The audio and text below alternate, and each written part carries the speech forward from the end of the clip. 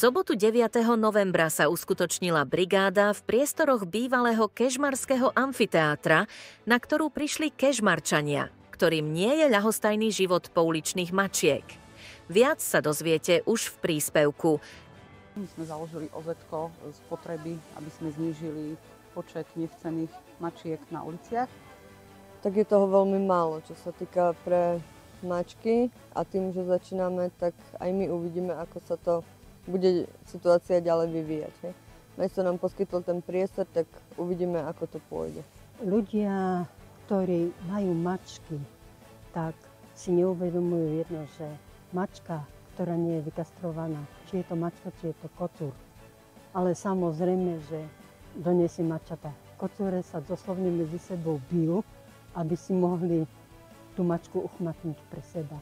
Tak práve, že preto by bolo, lebo aj sa, by som povedala, že aj tej mačke sa uľaví, ale aj bude zdravšia.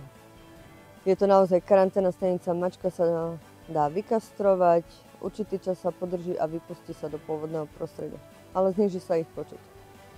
Lebo niekto povie, kastrácia je drahá, ale bolo ohľadom kastrácií a ako som čítala na Facebooku, až ani jeden človek sa neprihlásil.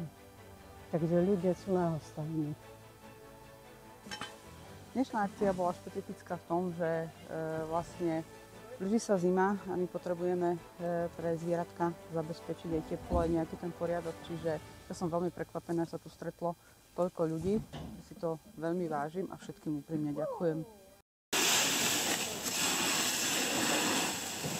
Hovorím naozaj, tá komunikácia s mestom bola veľmi intenzívna, trvala dlhšie, pretože tento nápad zriadiť nejakú tú karanténnu stanicu pre zvieratá trval už dlhšie.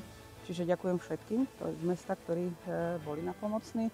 Takisto chcem teraz veľmi pekne poďakovať VPS, pánu riaditeľovi, za promptnosť, že tu máme tie 2 kontajnery a dnes môžeme naozaj zamakať a naplniť a vyčistiť si tu priestor, v ktorom chceme fungovať.